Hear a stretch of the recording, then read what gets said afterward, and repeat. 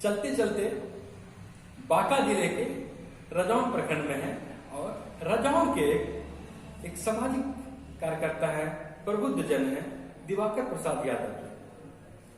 इनसे मिलते हैं और इनसे कुछ जानते हैं इस क्षेत्र के बारे में और इनके बारे में भी जानते हैं और आप भी जानिए। सर, आपका बहुत स्वागत है, प्रणाम। आप कहाँ के रहने वाले हैं सर? मैं रजौन प्रखंड का भूसिया गांव है जो रजौन के दक्षिण में थोड़ी ही दूर पर है। मैं उसी गांव का रहने वाला हूँ और उसी गांव में जो DN सिंह कॉलेज भूसिया है, भूसिया वो प्रसिद्ध है जी, वह मेरे ही गांव में है। अच्छा। और हमारे गांव के सभी लोगों के ने उसमें भूदान किए हुए हैं। अच्छा। पूरे गांव के लोग मिल करके सोचा कि एक कॉलेज होना चाहिए इस क्षेत्र में, क्योंकि जिस समय इस कॉलेज की स्थापना हुई थी उस समय कोई भी इस क्षेत्र में कॉलेज नहीं था जिससे कि बहुत मेरिटोरियस लड़का जो हाई स्कूल करके निकलता था, लेकिन पैसे के अभाव में वह भागलपुर नहीं जा पाता था, पढ़ाई उसकी रुक जाती थी। तो जरूरत महसूस किया गया और वह कॉलेज खोलने का। इस कॉलेज का नाम से है DN सिंह, तो वो किसी के नाम से क्या है? वो उन्होंने DN सिंह जो दीपनारायण सिंह मतलब का नाम है। अच्छा। तो जिन लोगों ने जमीन दिया और कुछ लोग जैसे कॉलेज में पैसे की जरूरत पड़ती है डिपॉजिट करने के लिए यूनिवर्सिटी में, तो दीपनारायण सिंह उन्होंने पैसा दिया था। अच्छा, बचत का हिस्सा लिया।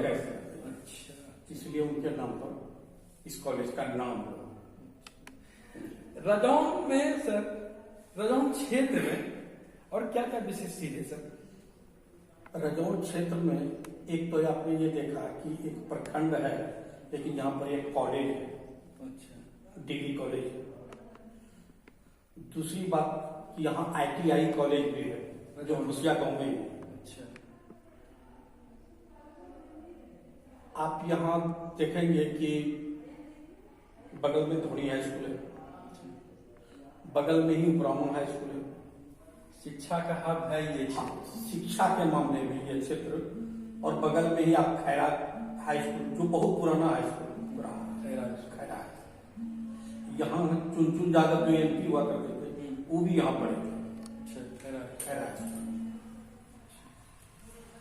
रजौन के बगल में सर कौन सी नदी है सर? रजौन के बगल में कतरिया नदी है।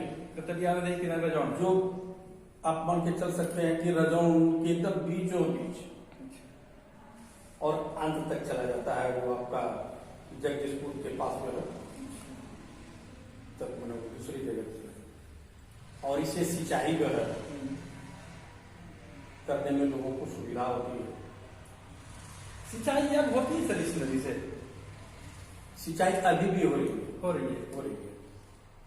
आप क्या बताएं, ये पहले जब हम लोग बहुत छोटा थे तो ये नदी बहुत चौड़ा हुआ करता था, बहुत। अच्छा। आज तो ये बहुत संकीर्ण हो गया, अतिक्रमण हो गया, अतिक्रमण हर जगह अतिक्रमण हो गया। और ये जो आजकल बालू और इस कदर हुआ है कि अब बालू दिखाई नहीं पड़ता है। अब तो हमको लगता है कि ये आप जैसे डांड बोलते हैं वो उस तरह का इसका शक्ल हो गया है। जी, वो बालू तो बिल्कुल खत्म ही हो गया है और उसके चलते अब पानी का ठहराव नहीं हो पाता है। रजौन ऐतिहासिक दृष्टि से हमको ये लगता है कि रजौन नाम पड़ने का क्या कोई कुछ कारण या इसका क्या है? रजौन जो आप नाम सुन रहे हैं, यूं तो हिंदी शब्दावली में रजौन का कोई अर्थ ऐसे निकलेगा नहीं। अच्छा। लेकिन है क्या, 1905 के नक्शे में जब आप देखेंगे, रजौन के नक्शे में, तो लिखा हुआ इस रजौन का नाम राजवन। 1905 के नक्शे राजवन लिखा हुआ। तो अंग्रेजों का राज्य था, तो वो लोग अपना जो लिखता था राजवन, तो राजवन से उसके शब्द हिंदी के उस शब्द को वह तो सही से नहीं समझ पाता था, तो वह जो उसका उच्चारण करता था, तो राजवन जो अंग्रेजी में लिखता था तो वह रजौन बोलता था। रजौन धीरे धीरे वो बोलते बोलते वह रजौन उसका उच्चारण करने लगा और यह राजवन रजौन में परिणत हो गया। हाल के नक्शे में रजौन ही पड़े।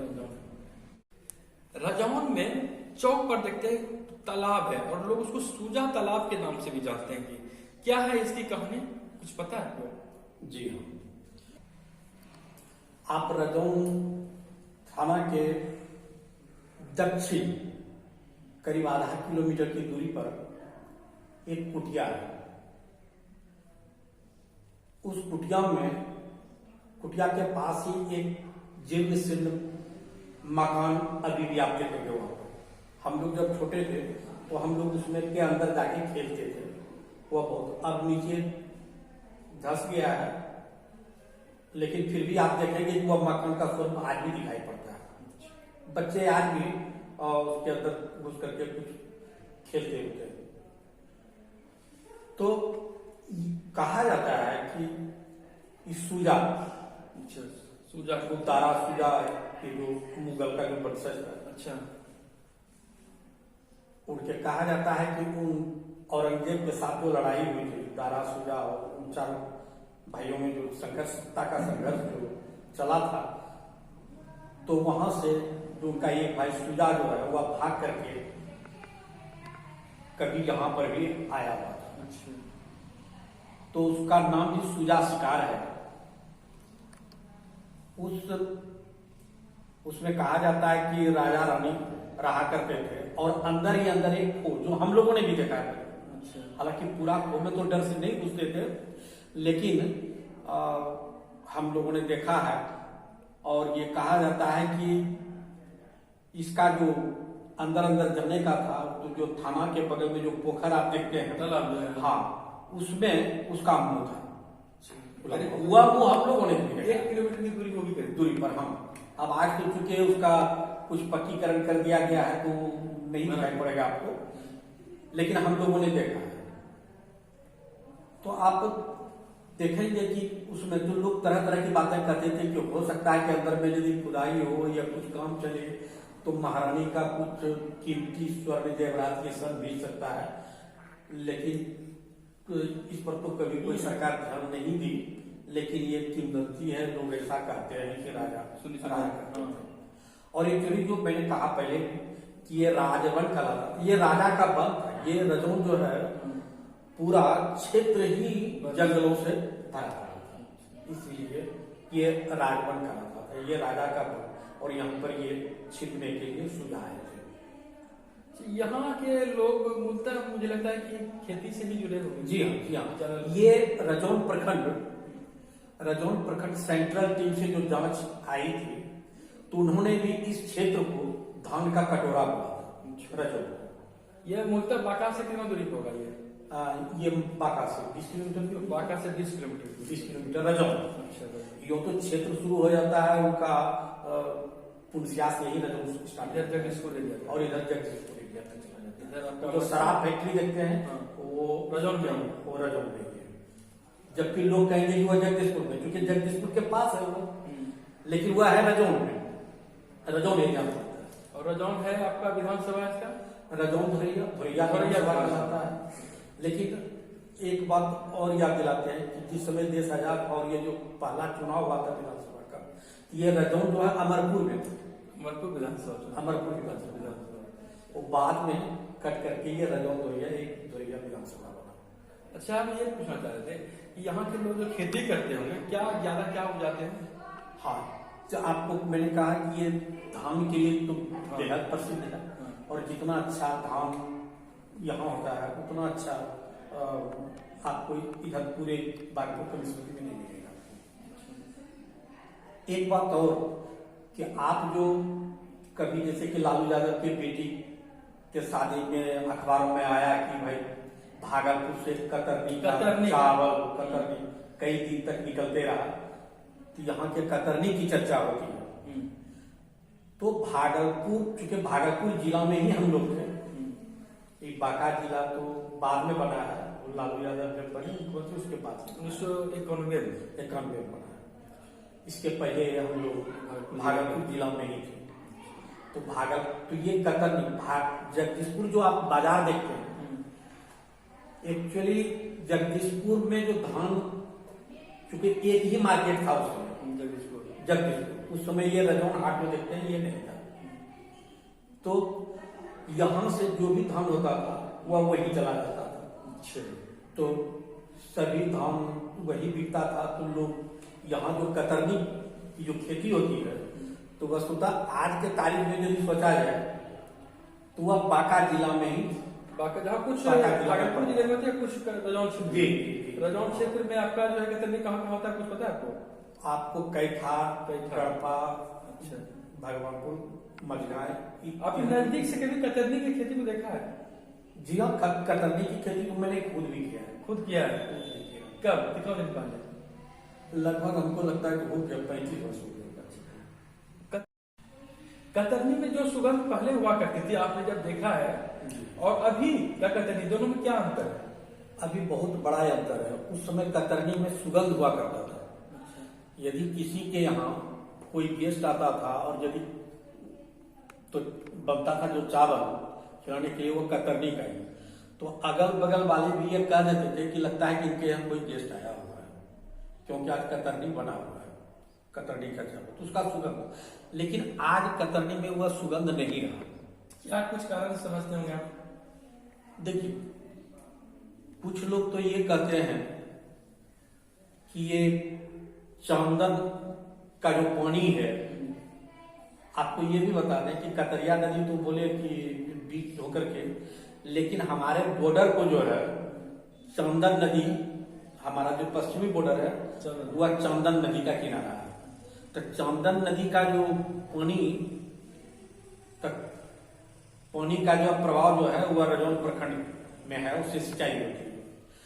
तो जो एरिया के रजौन प्रखंड का चंदन के नदी से और सिंचाई होती है, और वहां पर जो लगाया जाता है, जैसे सिंघनान, टड़पा, कैथा, ये जो जगह है बगल का बस्ती है, तो वहां पर जो खेती होती थी, तो उसमें उसका सुगंध पाया जाता है, तो उसी क्षेत्र में, उसी क्षेत्र। लेकिन अब वो सुगंध नहीं है। वहां भी नहीं। तो अब एक तो उधर का पानी का अभी जो है उस तरह का पटवन उधर से हो नहीं रहा है, एक बात। दूसरी बात, मैं उस समय की बात कर रहा हूं कि यह सुगंध था जिस समय की खाद कीटनाशक दवा का प्रयोग उस समय नहीं के बराबर था। कीटनाशक का तो होता ही नहीं था, खाद का भी प्रयोग तो बहुत बाद में, पहले तो होता ही नहीं था। तो लगता है ऐसा कि खाद के कारण और कीटाणुनाशक और ये सब दवाई के प्रयोग के कारण जो प्रदूषण हो गया, मिट्टी प्रदूषित हो गई, उसके कारण ही लगता है कि इसका सुगंध खत्म हो गया। और हम लोग ये चाहते हैं, हालांकि सही से ही ये बात कहा नहीं जा सकता है जब तक कि इस पर शोध नहीं हो जाता है, रिसर्च नहीं हो जाता है, तब तक तो ये पूरी तरह से नहीं कह सकते हैं कि क्या कारण रहा। तो हम लोग ये चाहते हैं सरकार से भी कि यहाँ का जो प्रसिद्ध कतरनी है इसमें सुगंध आवे, इसके लिए सबौर कृषि कॉलेज से वैज्ञानिकों को भेज करके इसके कारण का सही सही पता लगाए और पुनः हुआ सुगंध लौटे, इस पर खोज हो।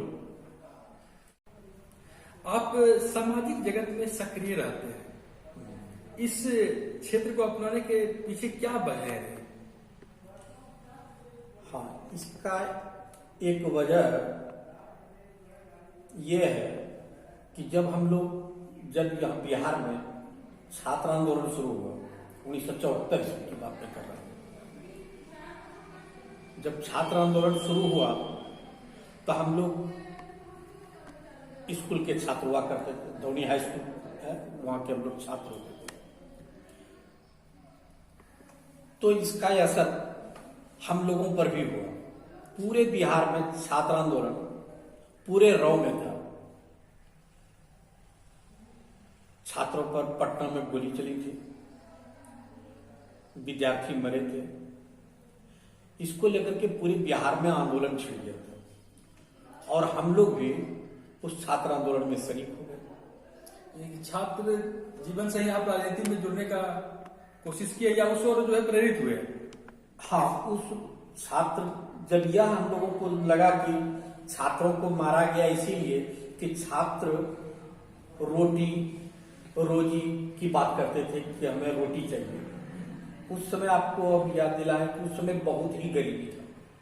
ये कब की बात कर रहे होंगे आप? ये 1974 से की बात होगी। 74 उसी समय का जी नजारा था, ये संपूर्ण क्रांति का दौर था। जी जी, अच्छा सही आपने बोला, सही आपने बोला।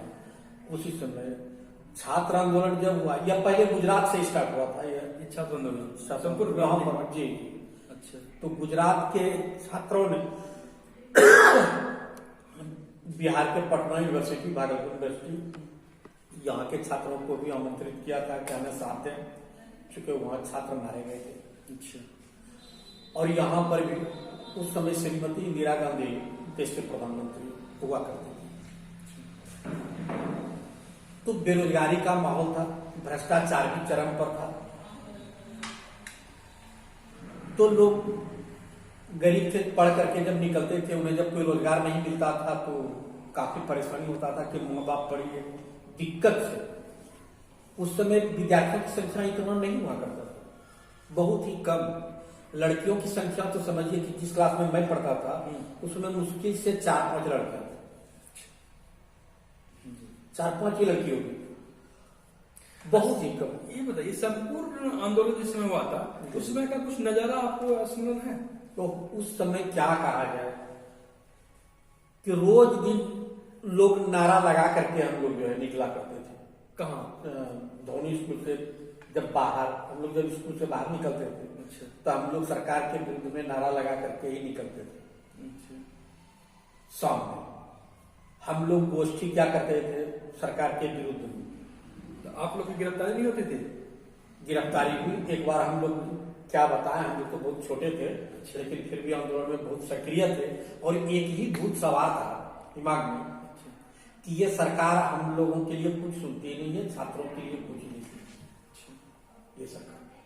ये सरकार को हटाना है। तो एक जबरदस्त माहौल हो गया था। और उस समय के सबसे बड़े लोकप्रिय नेता, सर्वोदय नेता थे जयप्रकाश राव, जयप्रकाश, जो स्वतंत्रता आंदोलन में भी वो अग्रगण्य भूमिका उनका रहा। उन्हीं के नेतृत्व में संपूर्ण क्रांति हुई थी। जी।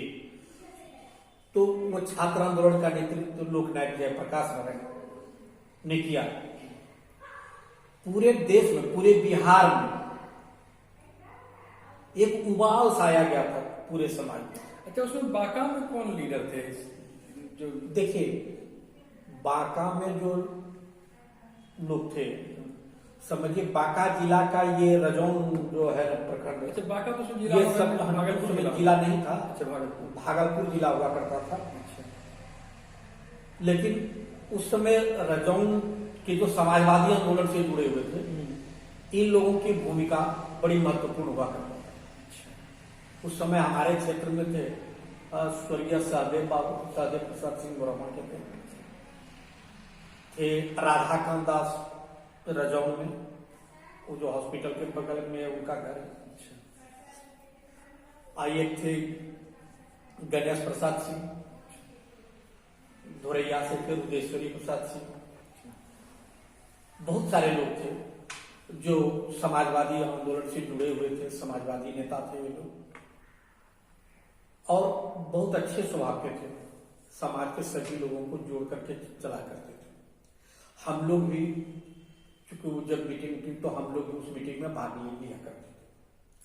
बहुत से नौजवान उससे जुड़े थे। उस समय का ये दृश्य था। दृश्य तो और भयावह तब हो गया जब 1975 में जब इमरजेंसी लागू हो गया, आपात स्थिति लागू हो गया। तो हम लोग भी नारा लगाते हुए उस इमरजेंसी का विरोध, जबकि इमरजेंसी में आपको निकलना मना था, लेकिन हम लोग फिर भी उस इमरजेंसी में रहते हुए हम लोग आंदोलन करने के लिए चले आए। ये धोनी स्टेशन जो देखते हैं, यहाँ हम लोग चले आए। अच्छा। और धोनी स्टेशन पर जब आए तो जो ट्रेन आई उधर से, उसमें पुलिस खचाखच, वो जो सैनिक था, सेना वाली पुलिस जो है, BSF वगैरह, उस पर पूरा आया। जैसे ही हम लोगों को पूरी भीड़ को देखा छात्रों का और अन्य लोग उसमें शामिल थे। तो उतरते ही जो है लाठीचार्ज कर दिया। हम लोग यह सोचे थे कि हम लोगों को भी पकड़ करके जेल ले जाएगा, कोई बात नहीं, हम लोग भी पैंट जो हाफ पैंट जो है हम लोग लेकर गए थे। हम लोग तो स्टूडेंट थे, उसमें हाफ पैंट ही पहना करते थे, उस समय ये शर्ट पैंट नहीं चला करता था। तो हम लोग आए, लेकिन पुलिस उतरते ही और जो है माथे पर टोपी लगाया हुआ है वो अपना ये अब पूरा जो है पीटना शुरू कर दिया। हम लोगों को भी पीठ पर लगा, लेकिन उम्र जो कम देखा ना तो अभी 2 लाठी दिया ही होगा कि हम लोग जो है चलना के तो का जाओ। तो हम लोग कह गिरफ्तार कर लीजिए, मारते क्यों, कहा गिरफ्तार, तुम जैसे छोटा लड़का गिरफ्तार करके क्या करेंगे, जाओ। तो हम लोगों को भगा दिया गया।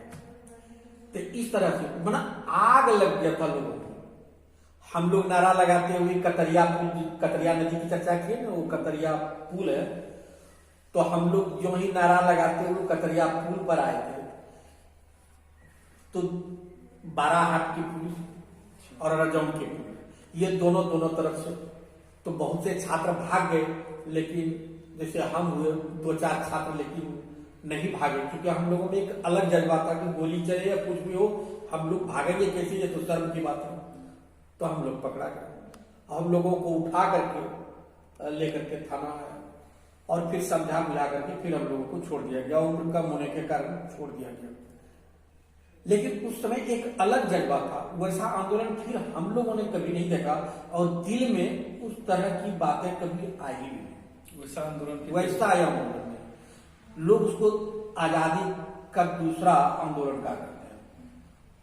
आजादी के बाद वो एक सफल, और हम लोग बराबर रेडियो से खबर, हालांकि रेडियो तो सरकारी हुआ करता था उस समय, बीबीसी लंदन सुनने का कि बीबीसी से ये खबर आई है तो बीबीसी लगा करके उसमें मात्र 15 मिनट का ही समाचार बीबीसी से चला करता था, और उसी से लोकनायक जयप्रकाश नारायण को गांधी मैदान में जो लाठीचार्ज हुआ था तो उसकी खबर आई थी।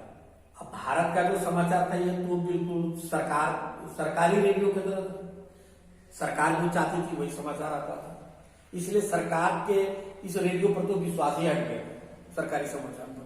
तो हम लोग, और उस समय बीबीसी लोकप्रिय हो गया क्योंकि वही एक ऐसा समाचार का माध्यम था लोगों के बीच जो हाँ कि ये सब समाचार आ सकता है। और विश्वास नहीं होगा कि जब इंदिरा गांधी रायबरेली से हारी, हम लोग मतलब रात भर जगे थे उस रिजल्ट के लिए, सोए ही नहीं। जब वो चुनाव हुआ था तो क्या कहें 77 में, तो हम लोग रात भर जगे थे उस रिजल्ट के लिए, कभी सोए नहीं, रात भर वो समाचार सुनते हैं।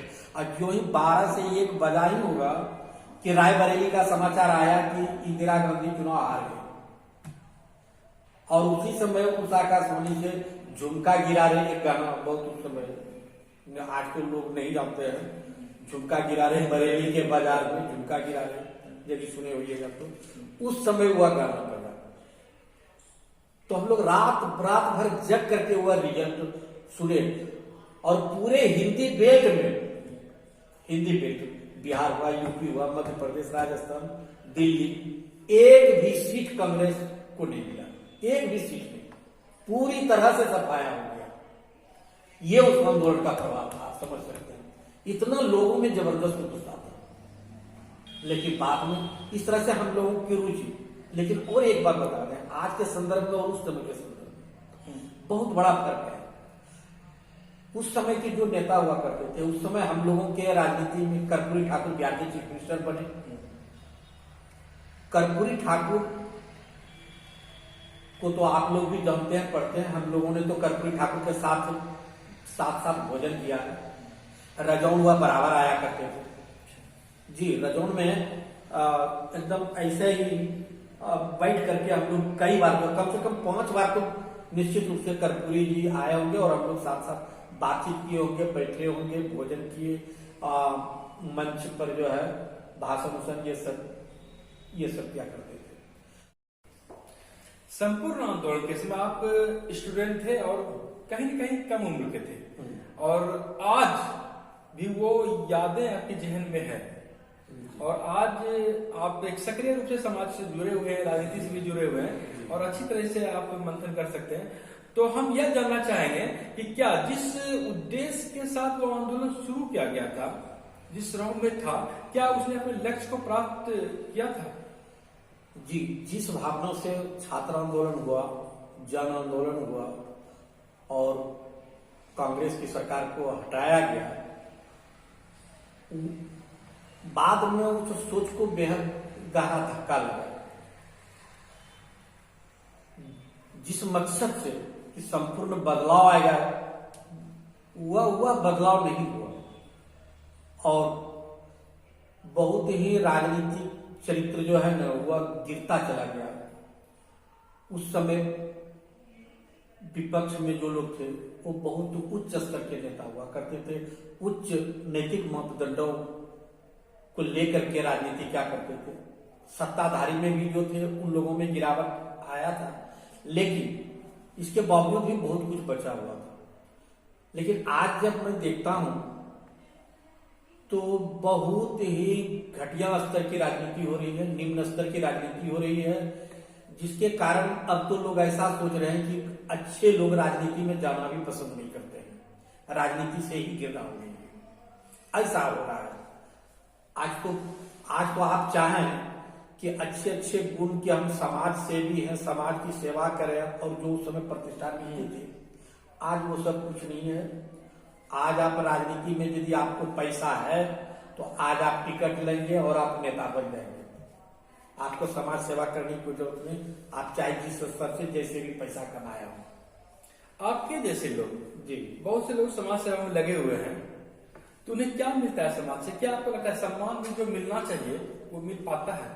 देखिए, जब हम लोग समाज सेवा में आए, सामाजिक कामों में रुचि लेने लगे, तो लोग काफी इज्जत किया करते थे। इसमें कोई संदेह नहीं कि चाहे वो किसी भी दल वाले हों, लेकिन सम्मान था। आप समाज से जुड़े हुए तो आपका एक सम्मान था। लोग आपसे तरीके से, भले ही पार्टी लेवल पर वो अपनी अपनी बात रखते थे, आपसे विरोध रखते थे, लेकिन बाकी सामाजिक जीवन में वो काफी सम्मान किया करते थे। ये चीज था। उसका आज अभाव है। आज बिल्कुल अभाव है। आज लोग एक दूसरे को शत्रु समझने लगते हैं। ऐसे में क्या आम लोग जी, सामाजिक कार्यकर्ता बनना पसंद करेंगे? जी नहीं, आज को ये बनना पसंद नहीं करते हैं। नहीं करते। क्यों? कि यदि हम लोग देखते हैं कि जो पहले सामाजिक कार्यकर्ता शुद्ध रूप से उच्च नैतिक मापदंड वाले थे, तो उन लोगों का घरेलू स्थिति बिल्कुल ही जर्जर है। वो बिल्कुल समाज में जो है, अब उसके बच्चे जो हैं रोड पर समझिए हैं। तो ऐसे स्थिति में कौन भला चाहेगा कि अपने बच्चे को ये कहे कि तुम समाज सेवा में लगे रहो? ये बड़ा मुश्किल जैसा मुश्किल बात है। जी जी, आज बिल्कुल ये मैं नहीं कर सकता हूँ, हम भी अपने बच्चों को ये नहीं कर सकते हैं कि तुम समाज सेवा से जुड़ो। कहते हैं कच्चे से पढ़ो लिखो और नौकरी प्राप्त करो या कोई काम करो। हम लोग इधर कहते भी नहीं है कि इधर समाज से जुड़ो, अपना काम करो। लोग अधिक से अधिक धन कमाना चाह रहे हैं, जी, धन की ओर भागे जा रहे हैं, लेकिन चरित्र निर्माण पर बल नहीं दे रहे हैं। और चरित्र निर्माण का संग्रह हो, चरित्र का संग्रह हो, जी, इस पे लोग विमुख हो रहे हैं, इधर नहीं ध्यान दे रहे हैं। जी जी, सही सही आपने कहा, बिल्कुल सही। आज आप देखेंगे कि चरित्र हर दृष्टि से चारित्रिक गिरावट है, हर दृष्टि से। अब आप उसमें ये कह सकते हैं कि इसमें बहुत महत्वपूर्ण भूमिका टेलीविजन का हो गया, मोबाइल का हो गया, इन सारी चीजों का हुआ है, इससे भी अवमूल्यन हुआ है। लेकिन जो हमारी व्यवस्था है, इस व्यवस्था में जो लोगों का सोच है कि जातिगत दृष्टि से सोचना, आप यदि बहुत भी अच्छे हैं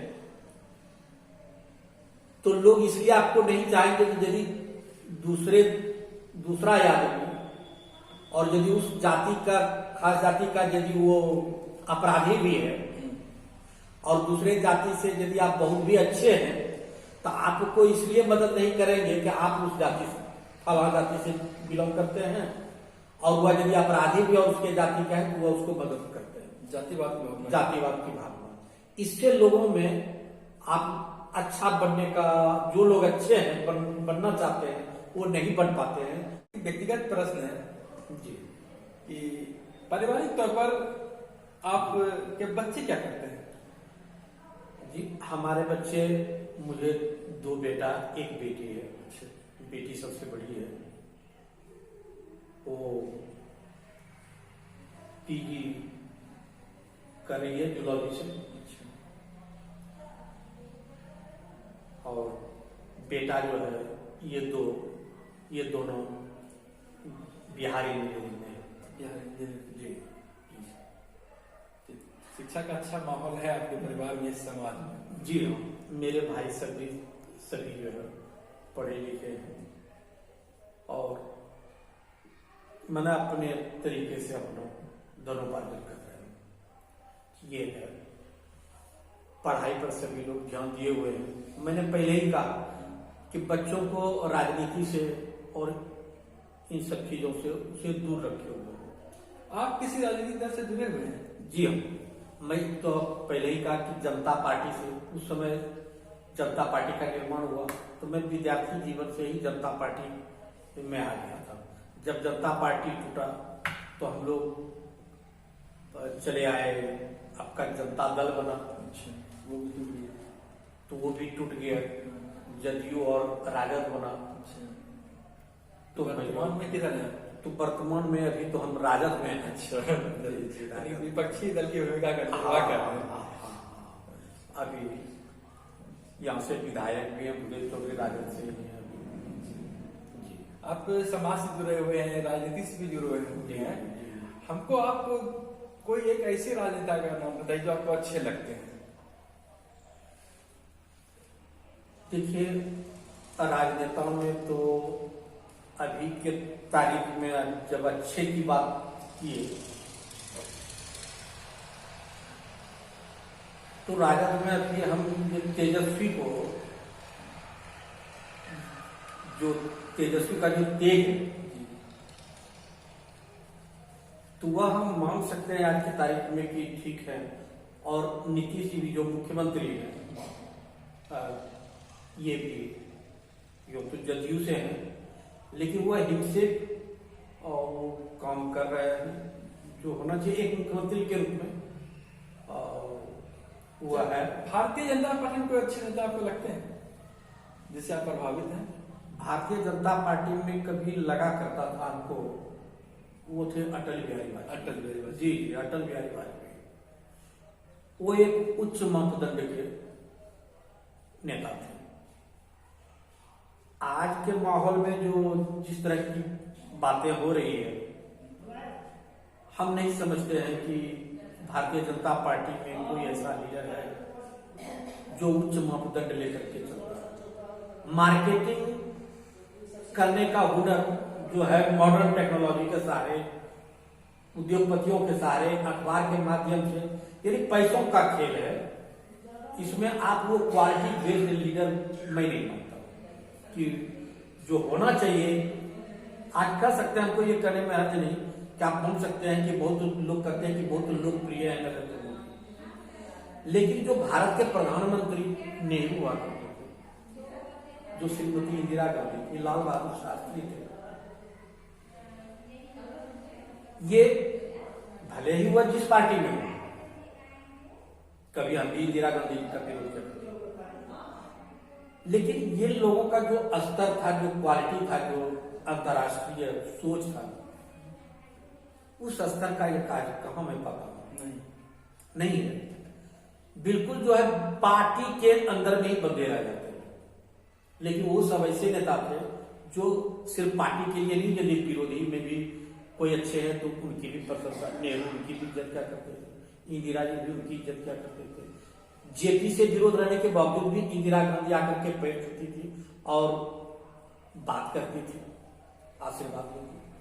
तो ये सब जो मापदंड है वह उसका पूर्णतः आज के तारीख में अभाव है। और आज तो पूरे सत्ता की संरचना जो है वह जाति पर आधारित हो गया है। यदि बिहार में आप 4-5 नेता को ही वोट है पूरा बिहार, मैं नहीं समझता हूं सरकार यदि आपको बनानी हो तो तो आप जो है वही 4-5 आदमी से आप समझौता कर लें, जिसके तरफ जाति का ज्यादा समीकरण बैठ गया उसकी सत्ता होगी। नीतीश कुमार यदि राजद से समझौता कर लें तो ये दोनों मिलकर आज भी सरकार बन जाएगी। वो यदि भाजपा से कर ले साथ में तो उसी की सरकार हो जाएगी। यानी कहने का मतलब यही 4-5 आदमी के पास वोट है, पूरा बिहार इसका गुलाम है, वह जिधर जाए उधर उनके लोग। ऐसे में कार्यकर्ता को थोड़ी परेशानी जी बिल्कुल परेशानी। कि आप यदि अच्छा, यही कारण है कि बिहार में आज जो छात्र आंदोलन प्रसिद्ध था बिहार का, आज बिहार में कोई आंदोलन नहीं हो रहा है। आंदोलन क्या होगा, यहाँ तो लोग जातियों में बटे हुए हैं। आप यदि अच्छी सोच रखते हैं, आपकी जाति संख्या यदि कम है तो आपकी कोई कीमत नहीं, आपके पीछे लोग नहीं जाएंगे, कह रहे वो तो फलाना जाति से है, तो उसकी ताकत भी कहां से मिलेगा जब आप जाएंगे ही नहीं। तो जाति में यदि किसी का कोई गुंडा तत्व का ही आदमी है और वही नेतृत्व में है तो लोग उसी को पसंद करते हैं। आज काफी गिरावट है, बहुत दुख होता है। उस समय हम लोग सभी मिल करके आंदोलन किया करते थे, आज तो पूरी तरह से सब लोग आपस में संकीर्ण विचारों से ग्रसित है, बहुत ही दुख होता है। चलिए, आपने समय दिया, जी। चलते चलते आपका बहुत बहुत धन्यवाद। जी, आपने हमें मौका दिया, इसके लिए आपको भी बहुत बहुत धन्यवाद।